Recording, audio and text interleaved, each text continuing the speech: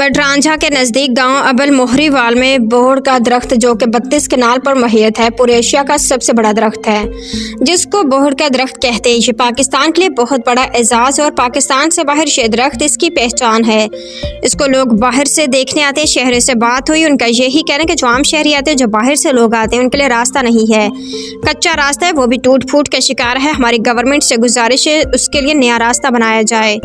एक बार फिर आपको बताते चले, मडरांझा के नज़दीक गांव अबल मोहरीवाल में बोहड़ का दरख्त जो कि 32 कनाल पर मुहैयत है, पूरे एशिया का सबसे बड़ा दरख्त है जिसको बोहड़ का दरख्त कहते हैं। ये पाकिस्तान के लिए बहुत बड़ा एजाज़ है और पाकिस्तान से बाहर ये दरख्त इसकी पहचान है।